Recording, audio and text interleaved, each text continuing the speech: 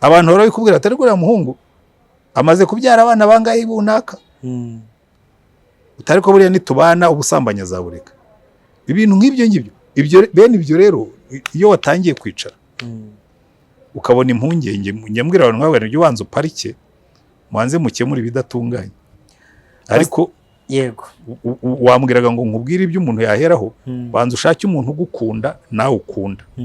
Cyo si kimwe. Yego Umuntu mwicarana mugakorana imigambi igafata. Kuko nimugera mu rugo icyo nicyo kintu kizabubakira kuruta ibindi byose. Yego Umuntu ushima n'abandi bakamugushimira. Ko hari igihe wowe ushobora kureba aravuga ati ariko uriya mukobwa azakwereka amabara yose y'isi. Yego Otoya ati ibyo ni bya bindi by'amashyari y'abantu. Hanyuma wowe akazakwereka tuture kurera. Cyangwa n'uriya muhungu ko ni vice versa. Bizamusaba impinduka nyinshi kugira ngo yiyajuste, kugira ngo yimenyereze kubana n'undi muntu winjiye mu buzima bwe aje atinze.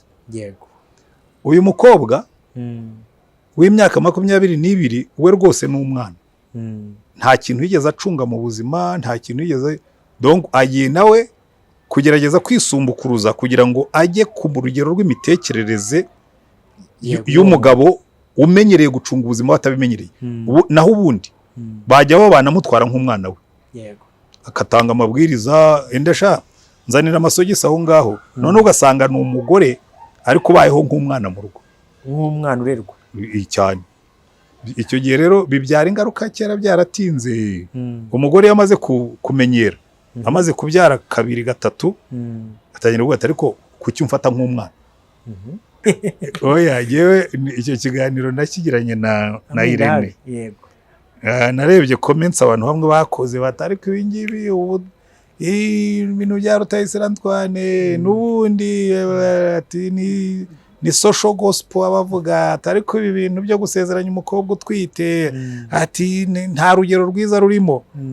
hari na commentaire nabonye ivuga ngo nta gice kiri biblique ngo gishobora kubyerekana.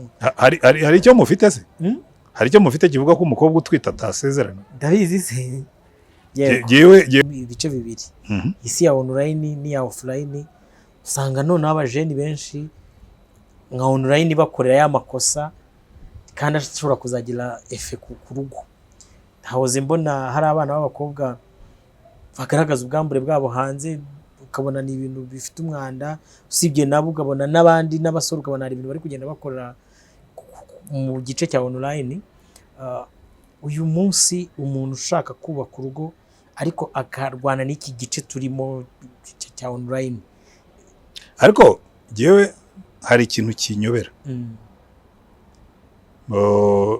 Online koko ibyo uvuga wowe urabivuga mu rubyiruko, jewe no mu bagabo n'abagore birahari. Yego Umugabo yicara hariya kuzura n'umugore utari uwe bakoherezanya amafoto y'ubwambure kwibaza ariko bibungura iki. Mukanya ukasanga batwohereje ngo akira. Yego ubu yafotoye amabere, yafotoye ibindi bice by'umubiri. Kwibaza ariko uyu muntu ukora ibi ngibi ajya atekereza yuko arimo kwiyandagaza. Yego Kuko icyambere uwo muntu wohereje ayo mafoto ntuzi icyo azayakoresha. Ibyo ngibyo no muri uyu mujyi wa Kigali. Hari n'abantu twabiganiraga ejo bavuga ati hari abagabo bafite abagore ariko banatinga. Yego Cyangwa bagatingwa. Cyo ni ukuri ntabwo ari ibintu bihishe. Ariko umukobwa wakubaganye agatwita ndashaka kubisubiramo ngo mbishimangire kugira ngo n'abandi babyumve. gishyire umucyo. Icyambere iyo Yesu aba ari ku isi physically mu buryo bw'umubiri, Yego yasezeranye umukobwa utwite. Nkurikije n'icyamuzanye kuri njye nasubiza ngo yego. Okay, wagiye naguha n'ibimenyetso bikwereka ko yamusezeranye. Wa wundi uwo niwe jewe nkorera. Ntabwo nkorera gushimwa n'abantu, kandi nzi neza yuko hari abakobwa benshi bavuye muri ayo macaca adasezeranya. Ntabwo yifuza ko umuntu akorwa n'isoni. Cyane cyane ko muri Bibiliya nta n'itegeko mba nishe. Binsaba kwica itegeko wenda aho ngaho nashidikanya. Yego Binsaba kwica itegeko ry'itorero nkorera aho nashidikanya. Ariko gukora ibintu ngo nuko ngo hari abazamvuga nabi uruvugo rwose ntawe rwishe jyewe. Gasaro TV. Tubasuhuze neza nshuti bakunzi bacu, mwebwe mudahwema kudukurikira umunsi ku munsi. Imana amahoro ibahe umugisha, abakoze subscribe n'abagiye kuyikora ikomeze bishimire kandi bereke mu maso hayo heza. Ngira umugisha n'Imana kwakira umushumba wacu Reverend Dr. Antoine Rutayisire. Tugiye kuganira turinginga udukurikira iki kiganiro gitangiye kugeza gisoje, turigiramo byinshi. Ni ikiganiro cy'umuryango, tugiye kuganira ukuntu umuntu yahitamo uwo bazabana mbere y'uko babana, kandi akakira uwo babanye bakabana ubuzima bwose.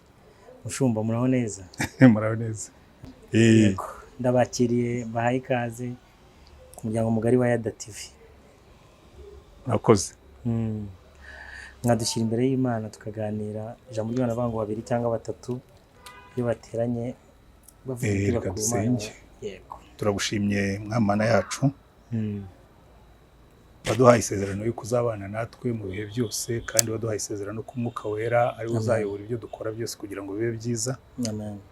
Umwuka Wera rero tuguhaye rugari kugira ngo uyobore iki kiganiro, ari ibibazo bibazwa, ari ibisubizo bitangwa, uduhitiremo amagambo, interuro, ibika by'ibitekerezo byose ubiyobore kugira ngo iki kiganiro kizagira umumaro kandi mwinshi, kandi uzagikurikira wese haba hafi haba kure azakorwe ku mutima kandi bizungure benshi, kugira ngo bubake ubuzima bwiza, bubanezeze, buheshe izina ryawe icyubahiro, kandi bwubake umuryango nyarwanda ndetse umuryango w'abantu. Izina ryawe ryubahe, ubwami bwawe buze, mu izina ryawe Umwami wacu Yesu Kristo. Amen. Amen. Amen. Mushumba, uri mu bantu bigirwaho n'abantu benshi, mu ndimi z'amahanga twakwita role model, mu bintu byinshi bigiye bitandukanye by'iyobokamana n'iby'ubuzima busanzwe. Iyo umuntu avuze ngo urugo kuri wowe, donc urugo ni iki? Ngo padiri yigeze kubaza umuntu arimo kubarizwa batisimu. Yego. Aramubwira ati umuntu ni iki? Bari muri gatisimu twavuga ngo umuntu ni ikiremwa cy'Imana kigizwe n'umubiri na roho n'ibindi bikurikira.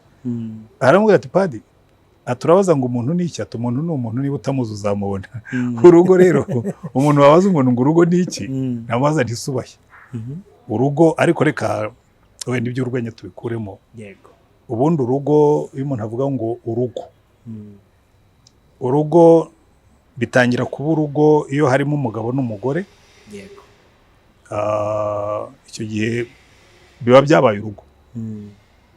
Kuko nk'ubu nkawe sinzi niba ufite umugore, ariko ndabona ufite impeta, ugomba kuba umufite. Yego. Mbere y'uko ushaka umugore. Naho wari kuba utuye ntabwo wari kuba ufite urugo, kuko ntiwari wubatse. Ushobora no kubaka inzu uri umuseribateri, ariko yavuze ngo abantu bubatse ntabwo uzamo. Yego. Wubaka iyo washatse umugore mukagira urugo. So urugo rutangira iyo umugabo, iyo umuhungu yasezeranye n'umukobwa, bikemerwa mu buryo bwa gakondo cyangwa bw'amategeko, yaba y'Imana yaba y'igihugu. Bakajya hamwe bakitwa umugabo n'umugore, bakabisinyira, bagafatwa batyo. Yego. Icyo urugo ni urugo. Noneho rugatangira rukiyongeraho abandi bantu, hakiyongeraho abana, hakiyongeraho abashyitsi, hakiyongeraho abakozi, hakiyongeraho abandi baza kurubamo. Urugo ruba ari urugo. Mu mvugo z'abantu benshi usanga bamwe bavuga ngo urugo ni ishuri, ugasanga bafite ukuntu barufata bitewe hari n'ibyo bahuriramo. Umujene cyangwa se umuntu ugeze mu gihe cyo kumva yashinga urwo rugo, nyine kugana abashumba bamusezeranye cyangwa se mu mategeko, akwiye guhitamo uwo babana gute? Nubwo amahitamo ari icyo ni ikibazo cyiza. Gusa iyo abantu bavuze ngo urugo ni ishuri, n'ubuzima ni ishuri. Ubundi kubaho ni ukugenda wiga, ukagenda wiga, wabagaho utya uri umunyeshuri, urangije kwiga ubonye akazi, uhindura imibereho, ukabaho mu bundi buryo. Wari umuseribateri ubonye umugore, uhinduye uburyo ugiye kubaho nk'umugabo. Byose ubuzima ni ishuri, kurinda umuntu apfa. No gusaza ni ishuri. Ubwo ndabivuga kuko ngewe niho ngeze. Ubuzima ni ishuri. Rero n'urugo, iyo bavuze ngo urugo ni ishuri, bamwe babivuga mu buryo bubi bwo kwerekana ko urugo rukomeye, ruruhije, rubishye, ati ari uguhangana, ari uguhangana, bati kurongora, ati urugo ni ishuri. Ariko ubundi urugo ni ishuri nko n'ubundi buzima ari ishuri. Rero ikibazo cyo kubaza ngo umuntu yatwitegura ate, yamenya ate, yabona ate uwo bazabana, aha niho ikibazo gikomeye kiba. Abantu benshi batangirira hatariho. Mbere y'uko utekereza uwo muzabana wagombye kubanza ukitekerezaho, kuko mbona kenshi abahungu benshi tuganira n'abakobwa usanga bahangayikishijwe n'uwo bazabana. Ariko igihe utarabona uwo muzabana wagombye guhangayikishwa nawe wowe ubwawe. Yego, uri umuhungu. Ese ubundi wowe uri umuhungu wavamo umugabo? usibye kuba kuko ibyo byo birakureba mbere y'uko ujya no gutekereza iby'umukobwa. Yego, wowe ibyo birakureba. Kubanza kuba umuhungu wavamo umugabo. Yego, n'umukobwa nawe ku ruhande rwe, mbere yo kuvuga ngo ariko ngo umuhungu uzankunda ngo azameze gute, banza uvemo umukobwa wavamo umugore. Kuko naho bipfira. Ubwo ndaza kugenda mbikwereka. Umuhungu wavamo umugabo ntabwo bijya bimugora kubona umugore, kuko abakobwa baramurwanira. Yego, n'umukobwa wavamo umugore ntabwo bijya bimugora kubona umugabo, kuko nabo abahungu baramurwanira. mbere yo kujya gutekereza uwo ushaka, manza urebe wowe banza jewe reka wenda nk'ubuhamya. Jye narongoye ntinzeho gato. Ndavuga ariko mu gihe cyacu, ko muri kino gihe ko nta nubwo iyo ndebye abo mbona muri kino gihe ntabwo nari naratinze cyane. Musigaye mutinya kurongora, nabonye byaranakomeye, musigaye mubaza perezida abareze noneho perezida bagenzi wanyu, perezida nawe yabonye ibibazo. Ni ugiye kujya noneho akemura n'ibibazo by'abahungu bananiwe kurongora, bananiwe gushaka. Ariko icyo si cyo nshaka kuvuga. Muri kino gihe mbona abantu bageze mu myaka 35, 36 ntacyo bibabwiye. Jewe narongoye mfite 32, ariko mbere yaho mfite 30. Kuko jye narangije kwiga kare ku myaka 24, narangije universite kuri 27 nari narangije masters. 27 ndi umwarimu. Ndumva nta kintu nari nshigaje inyuma. Ku myaka 30 imbere y'Imana nari naranakijijwe. Ariko mana ko mbona utarimo kwihuta, umugore wanjye ari hehe, ko ndirambiwe na mama umbyara arandambiwe n'ibindi nk'ibyo. Imana yambwira ngo ariko utanirambirwa utambaza n'umugore ubundi uri umugabo. Ndimo gusenga numva rwose ikibazo kinje mu ijwi ry'Imana. Imana ivugana n'abantu bayo. Ukivugana n'abantu bayo. Uri umugabo. Mana zubona jya muri Bibiliya ubanza urebe umugabo nifuza uko abateye. Mbere yo kunsaba umukoko jewe nasengaga Imana nyibare, Mana uzanzanira umugore utoranijwe nawe. Umbere data, kuko je nta data nari mfite. Umbere data untoranirize uzi gutoranya, niwe waremye abakobwa bose bari mu isi. Untoranyiriza umukobwa uzanezeza agahesha izina ryawe icyubahiro, tukubaka urugo rugukorera. Ni nuko nasengaga. Yego, hano ngo ariko ngo kurimo kunsaba umukobwa wanjye, we ninde wakubwiye ko uri umugabo nashyingira? Ko ndi umurokore se nkaba nsenga nkaba numva ntacyo mbuze. Bana yambwira ngo ya urasenga nibyo, ibyo warabyize, urabwiriza nibyo, ibyo warabyize, ariko genda ubanze wige kuba umugabo. Kandi abantu benshi fata ririya jambo ryanjye ubanze urebe icyo mvuga ku mugabo. Tutangira nkora analize, ndeba abagabo abo byacanze, abo byakundiye, ndeba abagabo n'iki Imana bavugaho umugabo nyamugabo. Ndaniga nabwo ariko bya bintu nibyo koko. Reka noneho nipange mba umugabo. Yego, ubwo rero by the way maze kubona narabaye umugabo nyine, noneho nta wabishidikanya. Nibwo nanditse igitabo. Ibitekerezo byinshi nayo mbifite icyo gihe. Ariko igitabo nacyanditse ejo bundi ahangaha rwose nko muri 2010 na kangahe, cyitwa umugabo mu mugambi w'Imana. Umugabo w'icyitegererezo. Ndabanza rero niyubakamo kuba umugabo. Imana nayo ubwo igomba kuba yarigeze iravuga ati noneho ndumva, ndabona wabyumvise. Terura umukobwa mwiza imuhagarika imbere yawe. Uwawe n'uyu nguyu ndarongora, afite umugore, mfite abana, afite abuzukuru. Rero icyo nakubwiraga, buri muhungu wese yagombye kubanza akiyubakamo iyo principe yo kuba umugabo, yego, na buri mukobwa akiyubakamo amahame yo kuba umugore. Mbere yo kuvuga ngo mana mu mugore, banza uba umuhungu Imana yashyingira, uba umukobwa Imana yashyingira. yego. Cyane. Umaze kwitekerezaho wenda muri wowe ukumva uri umugabo cyangwa se wavamo umugore, byanze bikunze n'ubundi urugendo rwo kubona uwawe narwo, nubwo wavuze ngo rushobora koroha ariko rushobora kuba imbogamizi mu buryo runaka, kuko iyo umuntu ajya gushaka ushobora gushingira ku muco, ku bukristu, ku burere, byose ugasanga hajemo urusobe. Aho ho wakwisigura ute mu ugomba kugira icyo ushingiraho. Ariko burya ubundi nicyo kintu cyoroha kibaho. Bundi uzi kubwira abantu we niba ukiri umuhungu cyangwa uri umukobwa, nushaka kumenya uwo muzabana, yego, uzabanze nawe mu buzima umenye icyo ushaka, umenye uwo ushaka. Kuko igihe hari tipe, njye mbibwira abantu, nari namaze kumenya umugore nshaka uko ateye, ko nari naramaze kukumenya. yego, Yaba ari umuzungukazi, yaba ari umuhindekazi, yaba ari umushinwakazi, yaba ari umwiraburakazi, yaba ari bwoko ki. Kuko igihe cyo impamvu mbivuga nuko icyo na Imana yari yagikemuye mbere. Niga mu Bwongereza, Imana yari yaranyeretse ko ubwoko bwose bushobora kuvamo umugore mwiza. yego, Kuko hari igihe ndimo kwandika teze yanjye ya masters, nta mwanya nabonaga wo guteka, kandi twaritekeraga. Noneho abakobwa twasenganaga, yego, umwe yari umuzungukazi, undi yari umushinwakazi, bitandukanye. Icyo gihe rero umwe nakubwiraga nti umwe yari umuzungukazi, undi w'umwongerezakazi, undi yari umukobwa muri Madagascar, babandi benda gusa n'abahindu ukuntu, undi yari umukobwa muri za West Indies wabona gusa n'umuhindekazi, undi ari umushinwakazi. Bari bane. Bakajya ibihe bakantekera bakangaburira, yego, bakangemurira nyine. Noneho ariko uwo umushinwakazi yitwaga Ken Hung, kari agakobwa k'agashinwakazi ariko keza ko muri Hong Kong, ukabona gafite care nyinshi kuruta n'abandi.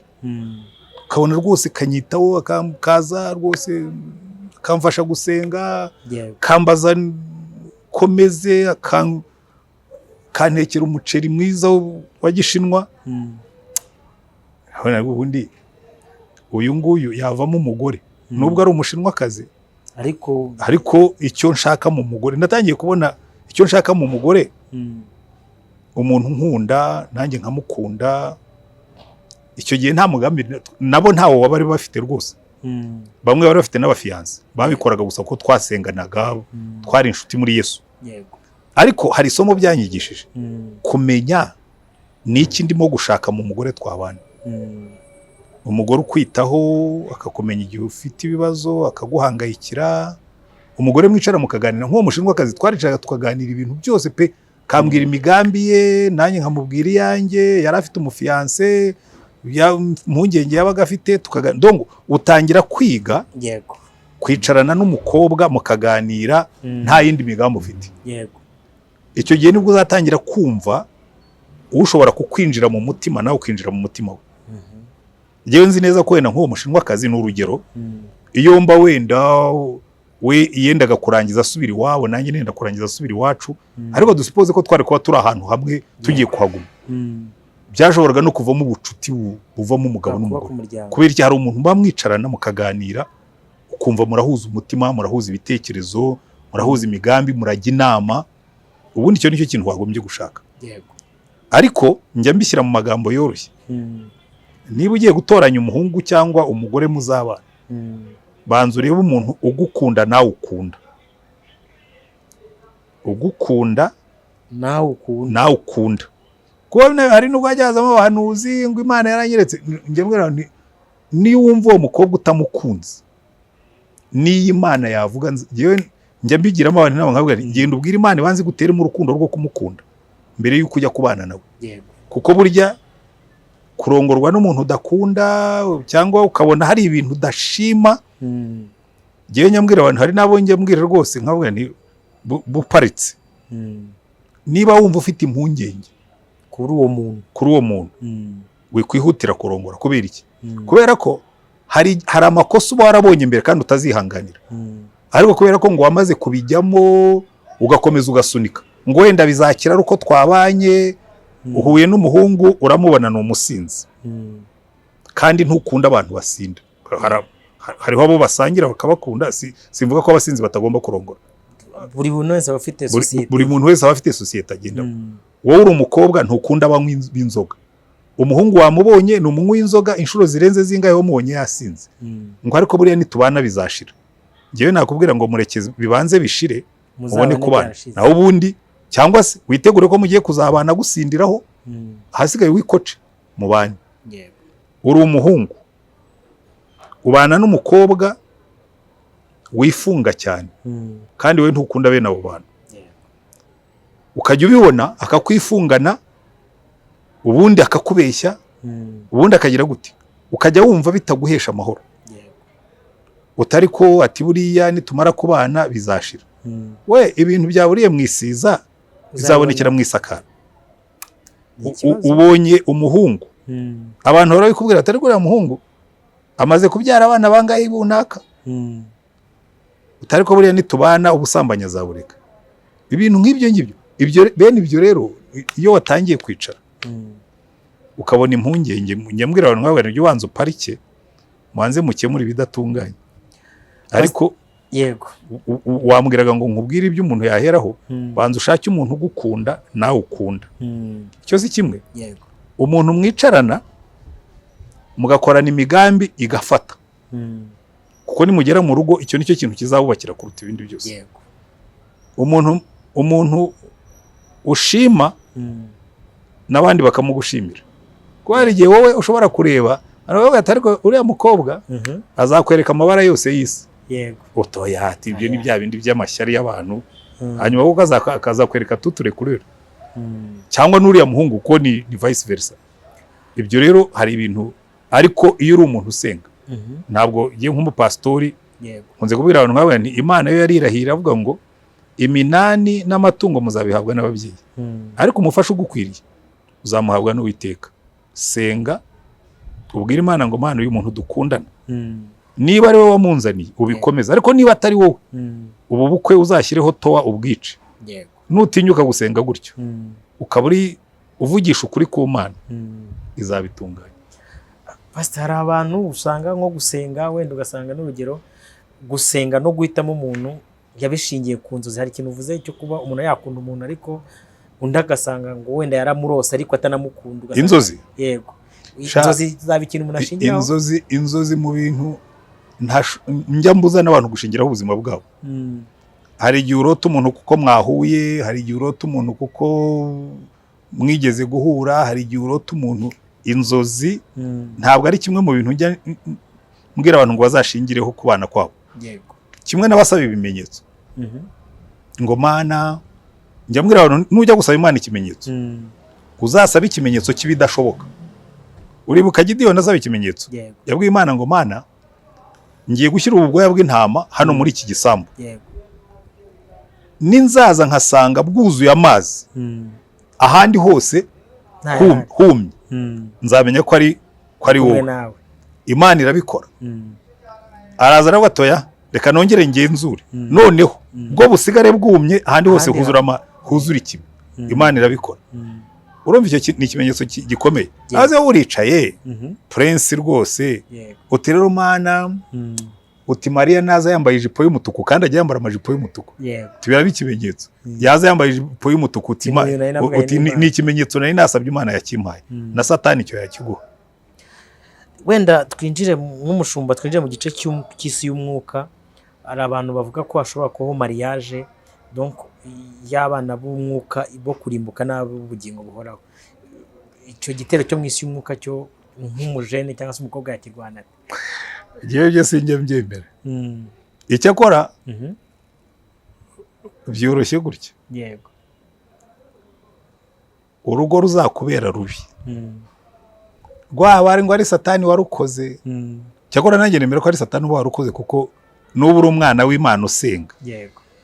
Wajya guhitamo Imana ukayiheza. Kuko burya mu isi haba abajyanama babiri. Yego. Iyo atari Imana yakugiriye inama, Satani arayikugira. So ubwo biba bivuga ngo uhaye Satani urwaho, nawe byo kumbwira ngo hari abana bo mu isi yo kurimbuka ngo baza bakarongora, ibyo ntabyo nemera giye. nta muntu n'umupagandi wa wundi w'agaheza sinjya nemera ko ari umwana wo kurimbuka. Oya, kubera iki? Nabibonye muri Bibiliya, wari kubona Sawuli atoteza abakristo akabica mu gihe cyo kubatoteza, ashyizemo umwete kabisa ngo agenda acumba umwotsi n'umuriro. Baravuga turiya n'umwana wo kurimbuka. Imana ikavuga ngo uriya ni intumwa ikomeye nitoranirije, mufiteho umugambi muri genocide. Nigeze kubwiriza ahantu muri gereza, nkurikije umubare w'abantu uwo muntu yavuze yari yarishe, yari umwana wo kurimbuka, arihana.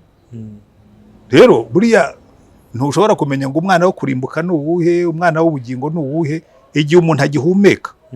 Ntukihutire guca imanza, ahubwo ujye uvuga ngo uriya ni umukandida w'ijuru kugeza igihe azapfira yabyanze. Rero ibyo ngiye ngo cyo kurongorwa n'abana bo kurimbuka ngo n'abana b'Imana.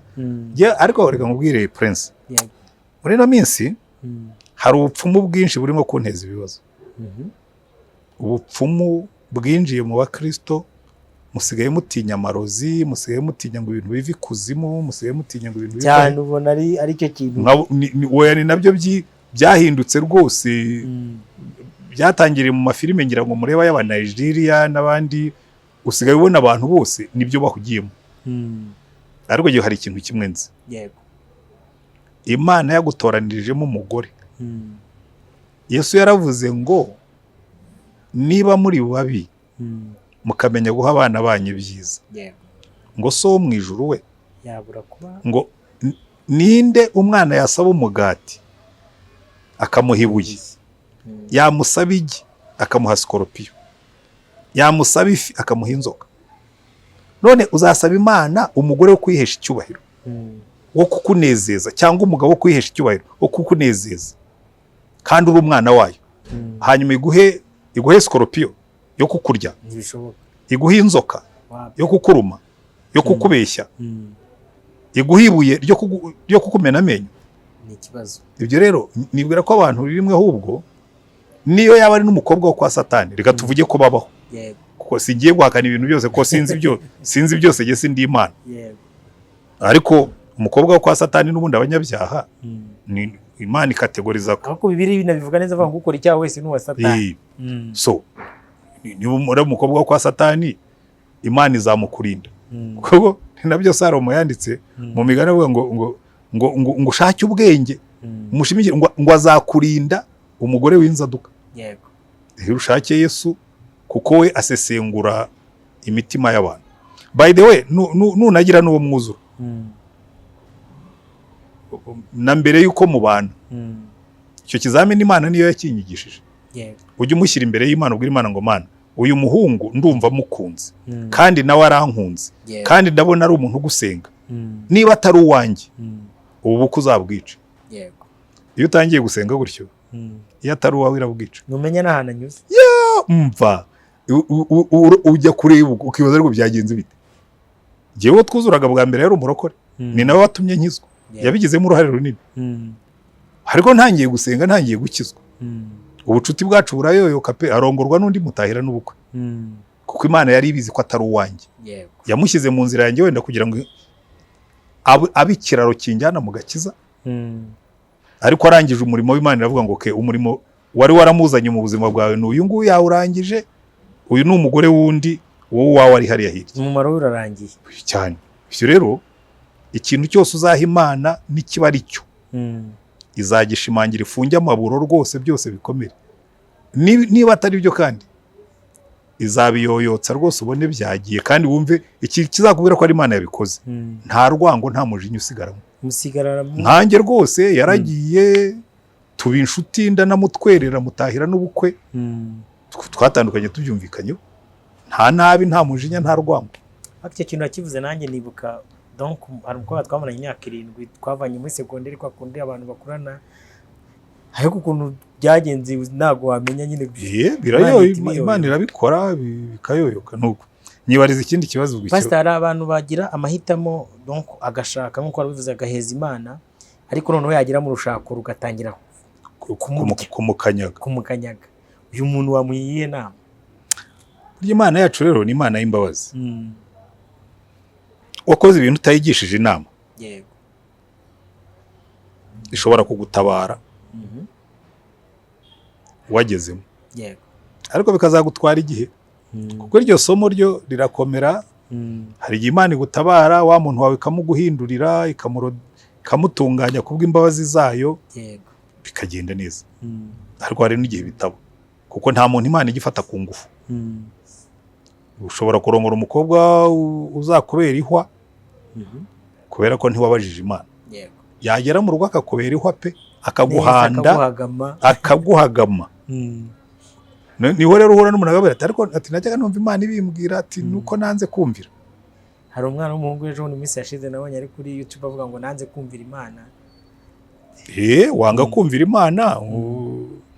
Abanyarwanda bacaga umugani ngo wanze kumvira ababyeyi yumviye ijeri. So wanga kumvira Imana, ugakurikira umutima wawe, hanyuma ibivuyemo ukabyirengera. Cyakora iki aho Imana ibera nziza urayitabaza ikagutabara, ariko hari ubwo itanakosora n'ibyo wishe pe. Yego, kuko niba ubana n'umuntu akayinanira, kuko abantu ntabwo Imana ifata ku ngufu. Yego, ikurikira ubushake bwacu n'ubwende bwacu. Iyo ayinaniye ubwo nyine urikomereza ikagwira ati ariko ibi bintu wibinzanamo ntabwo twigeze tubifatanya ubijyamo. Reka nifashisha inkuru nabonye y'abana b'abakobwa b'abahanzi, y'umuhanzi witwa Vestina.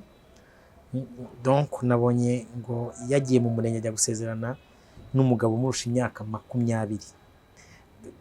Iyi mariage ibiri hagati y'imyaka kuri generation zitandukanye, wayikonsera umuntu iramutse imubayeho? Uriya yari amahitamo y'umuntu, ntimukayivangemo. Ubundi imyaka 20 bashobora kubaka urugo rukaba rwiza bitewe n'uko bombi bateye.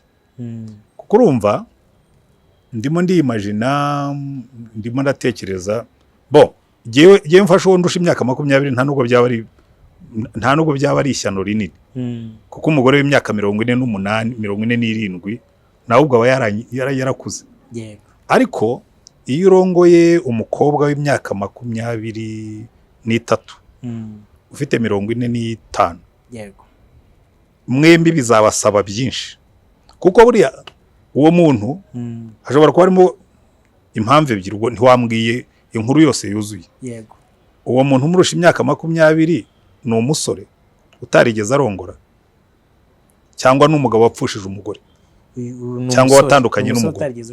Okay, rero umusore utarigeze ushaka, ugereje ku myaka 40, reka ugiye ko uwo mukobwa wenda afite 20, bavuga ko afite 22. Umusore, uyu musore hari utumenyero twinshi yamaze kubaka mu buzima bwe. Yego. Kwicungira ubuzima bwe uko abyumva, kujya aho ashaka igihe ashakiye, amafaranga ye akayacunga. Mbese ni umuntu wamaze kugira akamenyero ko kubaho wenyine. Yego. Bizamusaba impinduka nyinshi kugira ngo yiyajuste, kugira ngo yimenyereze kubana n'undi muntu winjiye mu buzima bwe aje atinze. Yego. Uyu mukobwa w'imyaka 22 we rwose ni umwana. Nta kintu yigeze acunga mu buzima, nta kintu yigeze. Donc agiye nawe kugerageza kwisumbukuruza kugira ngo ajye ku rugero rw'imitekerereze y'umugabo umenyereye gucunga ubuzima batabimenyereye. Naho ubundi bajya babana mutwara nk'umwana we. Yego. Akatanga amabwiriza, endasha nzanira amasogisi aho ngaho. None ugasanga ni umugore ariko bayeho nk'umwana mu rugo, nk'umwana urerwa cyane. Icyo gihe rero bibyara ingaruka kera byaratinze. Umugore yamaze kumenyera, amaze kubyara 2, 3, atangira kuvuga ati ariko kuki umfata nk'umwana, kuki ufata ibyemezo utangishije inama.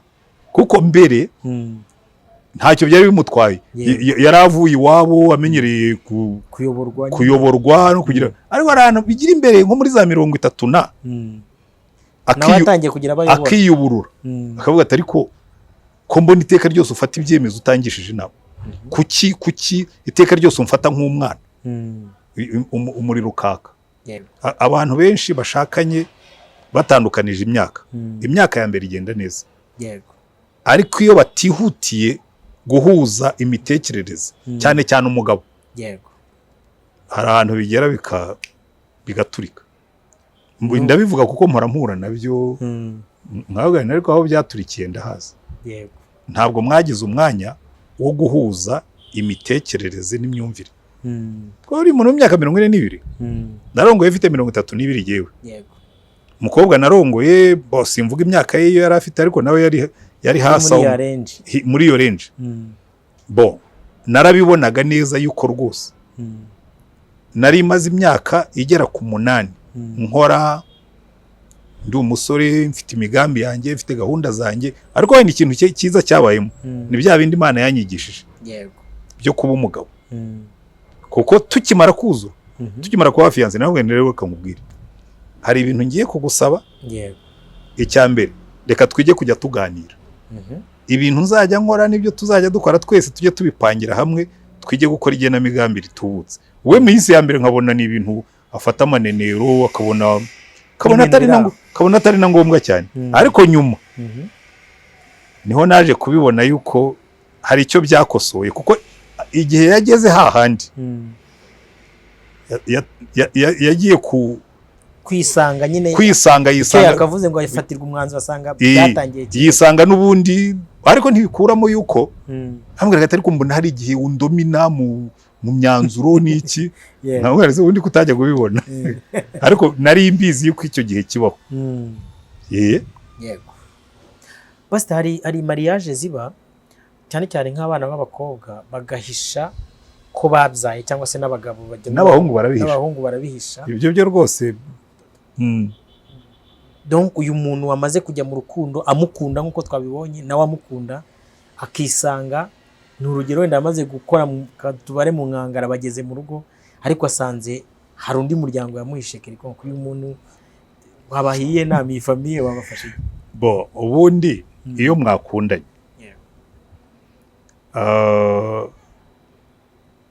hari ikindi kintu mwagombye kongeramo. Gusengana, kubabarirana no gufatanya. So tugeze mu rugo ndi umuhungu uri umukobwa ariko ukiri umukobwa kera mu myaka 16 watwaye inda ubyara umwana. Najyaga nza niwanyu nkamubona ukambwira ko ari petite sœur cyangwa ko ari umwana wa grande sœur ari umuniyese wawe. Twazagera mu rugo ukambwitira buriya narakubeshye wa mwana n'uwanjye. Jewe nkubwiza ukuri nta nubwo nabigira birebire. Twakwicara nkawe nuko fine urakoze kubimbwira ariko warampemba iyo ubimbwira kariza nkagukunda mbizi ko ufite n'umwana nawe nkanamukunda tukagenda umuzanye. Uzi impamvu mbikubwira? Jewe mbona hari ubwo abantu bihemukira.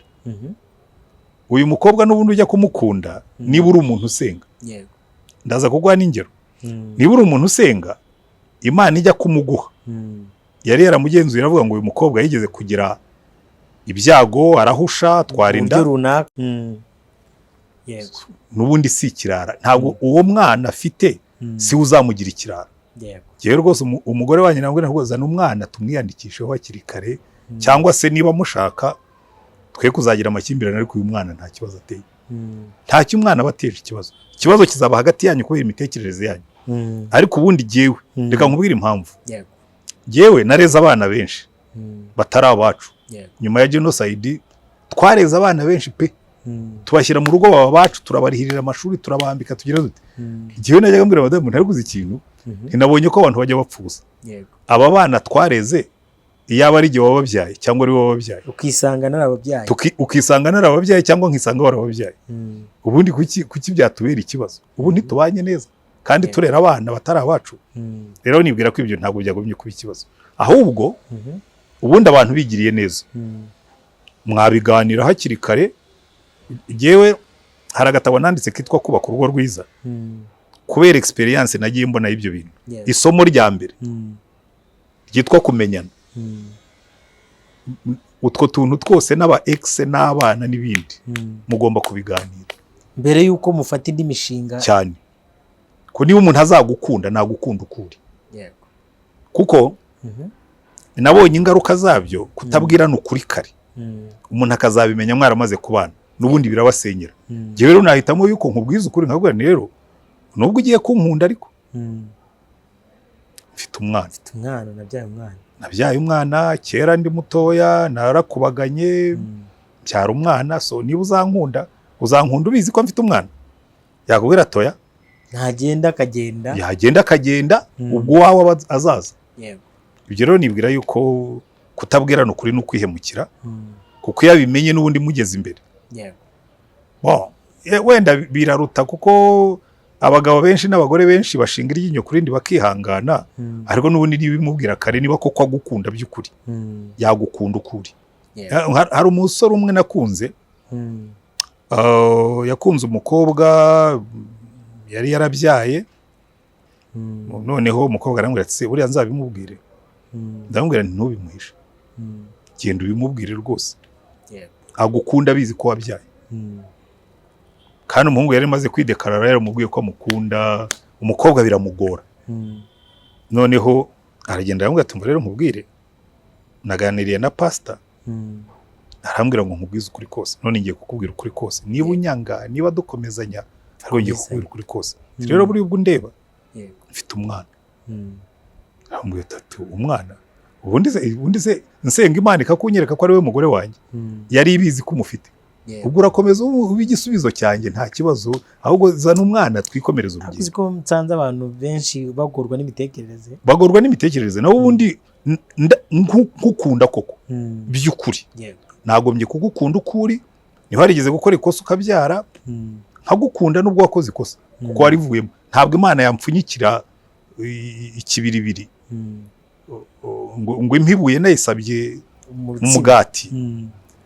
Rero yakumpaye ndi umuntu usenga, nge nagutwara rwose. Pastor, uyu munsi dufite generation turimo isa nk'isi yayigabanije ibice bibiri, isi ya online n'iya offline. Usanga none abajeni benshi nka online bakorera ya makosa kandi ashobora kuzagira effect ku rugo. Hahoze mbona hari abana b'abakobwa bagaragaza ubwambure bwabo hanze, ukabona ni ibintu bifite umwanda, usibye nabo ukabona n'abandi n'abasore ukabona hari ibintu bari kugenda bakorera mu gice cya online. Uyu munsi umuntu ushaka kubaka urugo ariko akarwana n'iki gice turimo cya online, ariko jewe hari ikintu kinyobera. Online koko ibyo uvuga wowe urabivuga mu rubyiruko, jewe no mu bagabo n'abagore birahari. Umugabo yicara hariya kuzura n'umugore utari uwe, bakoherezanya amafoto y'ubwambure, kwibaza ariko bibungura iki? Mukanya ukasanga batwohereje ngo akira. Ubu yafotoye amabere, yafotoye ibindi bice by'umubiri. Kwibaza ariko uyu muntu ukora ibi ngibi ajya atekereza yuko arimo kwiyandagaza. Kuko icya mbere uwo muntu wohereje ayo mafoto ntuzi icyo azayakoresha, ntuzi naho azayashyira, ntuzi niba muzanakomeza no kuzura ku buryo ayo mafoto atazayakoresha akwandagaza. Ariko niyo atanayakoresha kwandagaza ubwo warandagaye n'ubundi. Kuki umuntu w'umukobwa uzi ko azubaka urugo yishyira ku karubanda katari n'ak'umugabo we? Ibyo rero ni ubupfapfa buriho muri kino gihe, ni imikorere ya Satani mibi cyane ahubwo, kuko iyo ni imikorere ya Satani, kuko uwo mukobwa wamaze kumenya ngo uriya ni wa mukobwa ujya ugaragara yambaye ubusa mu ruhame cyangwa ku mbuga nkoranyambaga. Okay fine, ubwo yahisemo abo bazabana, ni babandi bazaza kumushaka ku nkoranyambaga kabasireye queen bikabibyo. Ariko nta mukobwa wifuza kuzatungwa n'umugabo umwe washyira ubwambure bwe ku karubanda. Nta n'umuhungu wifuza kuzaba umugabo nyamugabo wajya muri ibyo bintu. Ndacyari kuri iyi si mbona isa nkaho igenda ikomerera n'abantu. Hari nk'umwuka w'ubutinganyi uriho ugenda wataka n'imiryango. Hari umuntu wanganirije ambwira ukuntu yafashe umugabo we atingana. Oya, ibyo ngibyo no muri uyu mujyi wa Kigali hari n'abantu twabiganiraga ejo bavuga ati hari abagabo bafite abagore ariko banatinga cyangwa bagatingwa. icyo ni ukuri, ntabwo ari ibintu bihishe. Twigeze no kubatiza abantu bahoze ari abatinganyi, umwana bivamo burundu, yahoze amuha ubuhamya twicaye, ambwira ati rwose amwereka n'amafoto, ari umugore yatingwa, ubwo icyo gihe yaratanze n'umuhamya hano mu rusengero. Yego. Bashimye Imana nyine, umugore watwite yaragarutse mu rugo. So rero bikubwira ngo ibyo birahari. Yego. Ariko nabivugaho ikiza, ni iminsi ya nyuma. Umuntu w'umubyeyi cyangwa se w'umugabo wisanze muri icyo kintu, cyangwa se akabona n'umwana we yabizanye mu rugo nk'umushumba, ni ubuhe butumwa twamuha? Ni umunyabyaha. Erega buriya ibintu abantu babamo, ari ugenda akajya gusambana n'umugore utari uwe, ari ugenda akajya gutingana, nuko twebwe ubutinganyi tubushyiraho ubukana bwinshi kuruta ubusambanyi. Ariko muri Bibiliya umugabo bafataga asambana n'umugore utari uwe bashyiraga ku mabuye, umugabo basangaga agatinga undi mugabo ku mabuye, umugore basangaga atingana n'undi mugore amabuye, uwo basangaga agatinga itungo amabuye.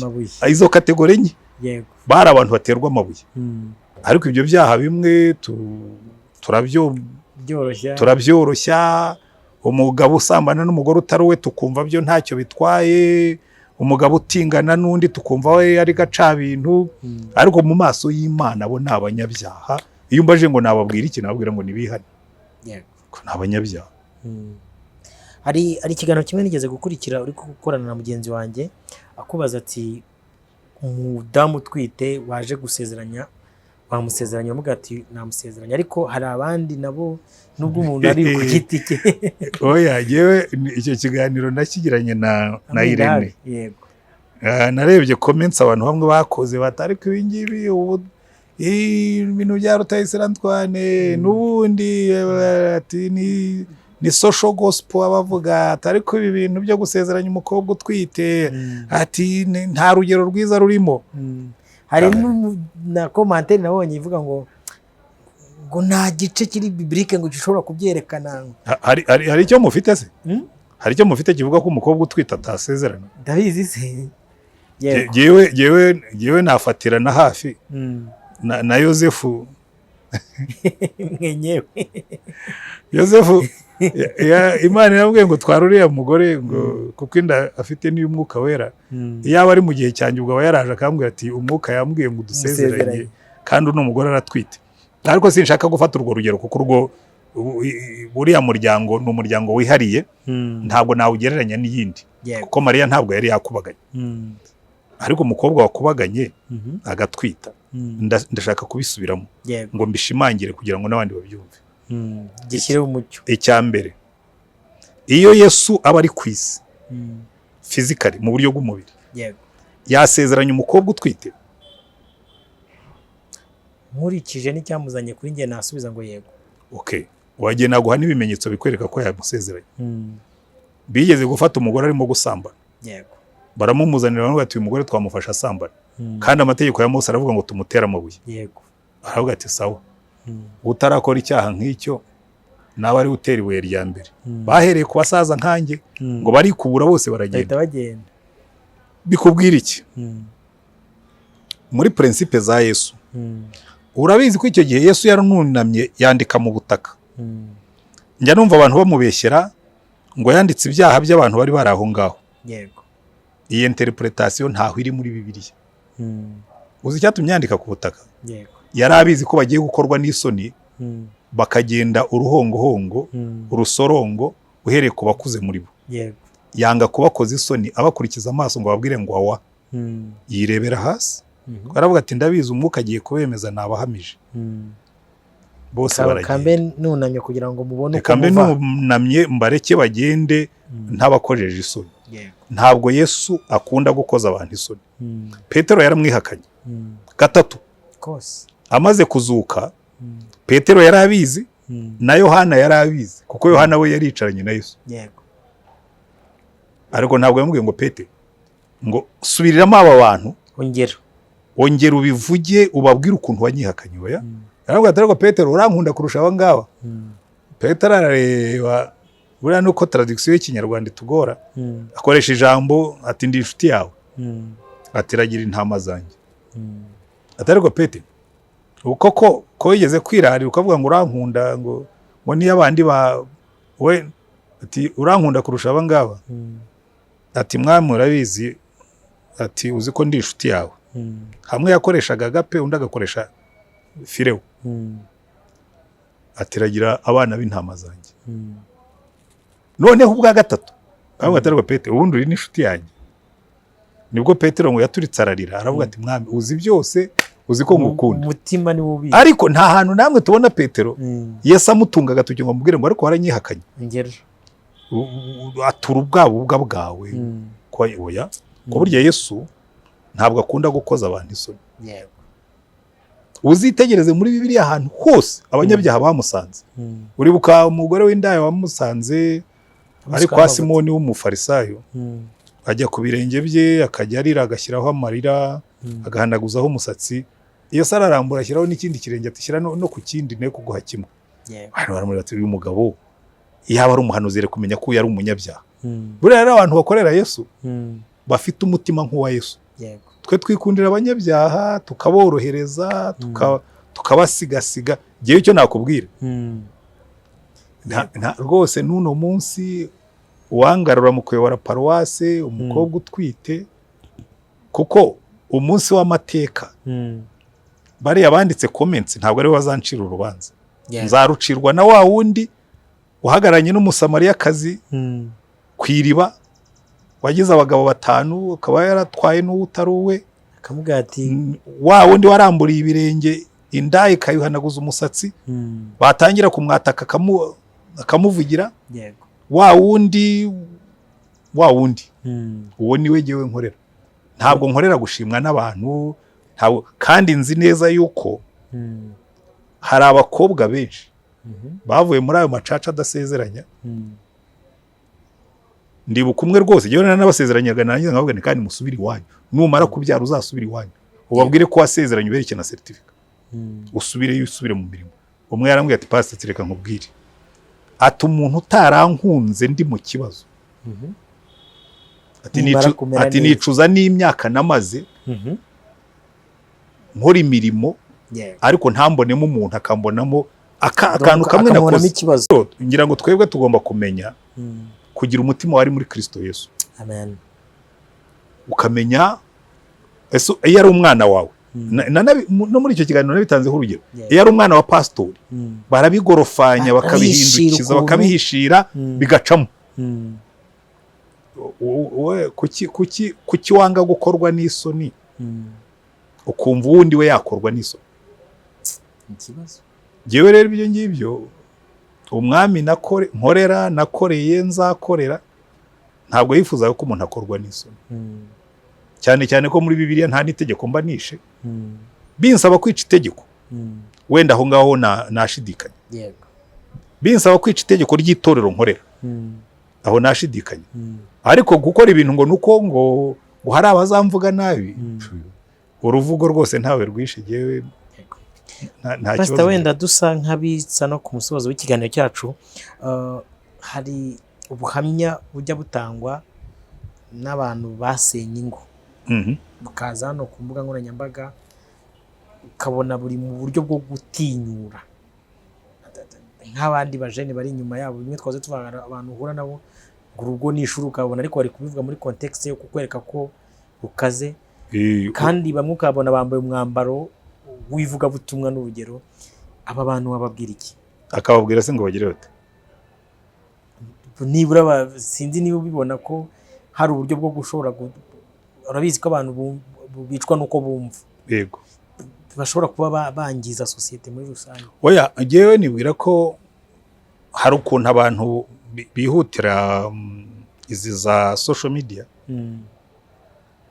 noneho gashyiraho ibintu byose akabirambura ukabona rwo byari ngombwa ko birambura byose yego kwereka bijyana no kwishyira hanze nabyo nta shuri ririmo nta shuri ririmo ariko wifashe nk'icyitegererezo yego ukabwira abantu uti ngiye kubereka aho twagiye dukora amakosa mu kubaka urugo rwacu aha twasanze ikinogo aha twasanze umwobo aha twaguyemo none abadukurikiye ntimuzaciye inzira kuko ijyana mu gusenya aho ntabwo nabigaye kuko n'ubundi icyatumye burya Bibiliya yandikisha abakoze neza n'abakoze nabi ni ukugira ngo bitubere akabaruri, kugira ngo uyu nguyu wagenze nabi tumenye ngo iyo ugenze gutya ushobora kurangiza gutya, ariko iyo ugenze neza gutya nabwo urangiriza hariya.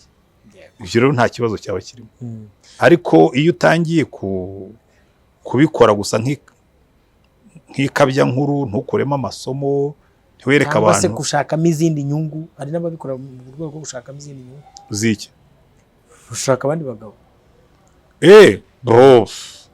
N'ubundi baba bazabashaka.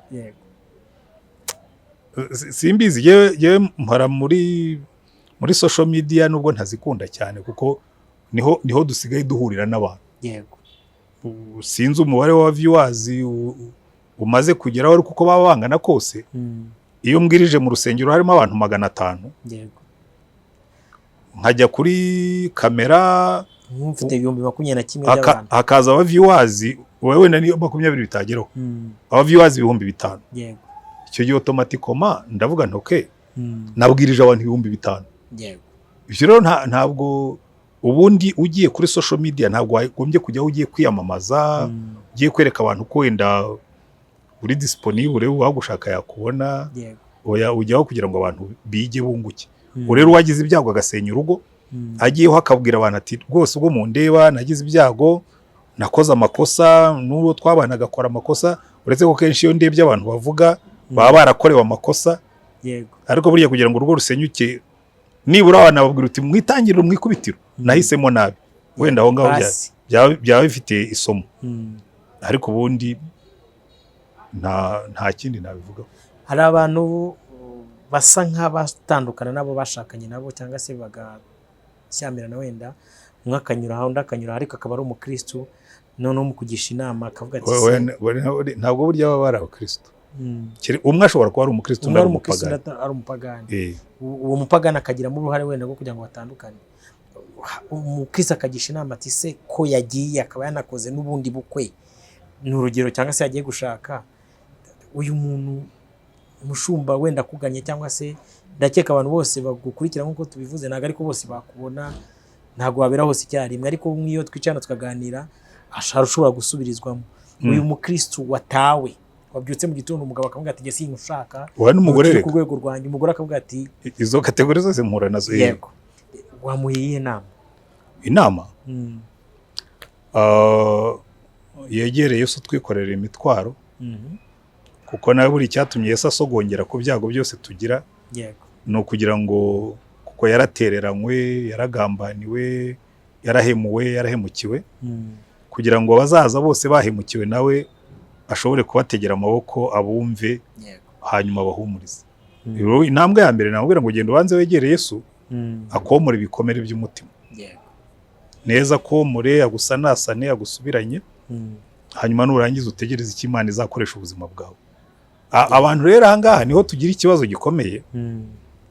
Hari abantu bakubwira ngo umugore ngo atandukanye n'umugabo, ngo umugabo akishakira undi mugore, ngo agomba gutegereza. Ntabwo nese ategereza iki? Kuko umugabo yagiye, yanafashe n'umwanzuro, oya si no gufata umwanzuro, yanarongoye undi mugore. Ubwo se utegereje ko uriya mugabo azongera akadivorce akakugarukira? Utegereje ko uriya mugabo wazongera akisubiraho akirukana wa mugore akakugarukira? Giye abantu bajya babimbazaho ikibazo, nkabwira nti bo ibi ngibi niyo mpamvu mbohereza kuri Yesu. Abwira mugende mubaze Yesu ukuntu muri buze kubigenza. Ariko giye ari nka kuri kote yawe tutamwohereje kuri Yesu akavuga ati mushumba ngira inama. Erega burya Imana yo iturusha ubwenge. Mu mategeko ya Mose yari yarateganije ko umugabo ashobora gutandukana n'umugore. Kandi atariko nimubikora mujye mubikora mu buryo buzwi. Umwandikira urwandiko rumusenda, naba wamusenze yishakira undi mugabo, nawe wishakira undi mugore. Kuko birya nibyo mbona biri hafi y'umutima wanjye kuruta ibyo benshi bambwira. Kubera iki? Kubera ko byose kireka umbwiye ko Bibiliya atari ijambo ry'Imana. Jewe isezerano rya kera ndaryemera yuko ari ijambo ry'Imana, kandi no mu isezerano rishya ntabwo Yesu yigeze abikosora. Mu isezerano rishya Yesu bamubajije icyo kibazo, ahabwa yaterega kubera ko imitima yanyu yinangiye cyangwa irarikiye ibyo niyo mpamvu Imana aho kugira ngo mwicane yabasigiye akaryango ko gusohokeramo. Ibyo rero uzabonana ba Petero barabyandikaga akavuga ati bo umugore niba yarashatse umugabo udakijijwe, umugabo nadashaka kudivorusa muzagumane, we ntuzadivorusa, ariko nakwirukana uzagenda. Rero ibyo ngibyo Imana yo yari bizi yuko isi irimo abapagani, irimo abanyabyaha n'abakiranutsi. Abapagani ngo niba bamushyira no mu gihugu cy'abakiranutsi bazahakorera ibyo gukiranirwa, niko Yesaya yanditse. Ubwo rero nuba ufite umugabo ahubwo aho bijya bingora naho nabwira ngo abarokore babiri babana ngo badivoruje nkabwira ntoya, ntabwo abarokore babiri bashobora kudivorusa, ubwo umwe aba yabaye umupagani cyangwa bombi babaye abapagani. Ibyo rero kwishakira kuri wowe, kuri jewe n'ubundi barashaka. Ahubwo ikibazo kibamo nuko abagira umugisha wo kubona abo babana bandi ntabwo ari benshi, ariko harabona huye nabo byapfuye, umugabo akishakira umugore akazagira Imana akabona undi mugabo, hanyuma bagahura bakabana. Biba ikibazo hehe mpereye na hano, kuko nagiraga benshi nkorera counseling, ariko nkamubwira nti cyakora ntuzansabe kubasezeranya kuko amategeko y'itorero ntabinyemerera. So mugende mwibanire ariko sinzabasezeranya.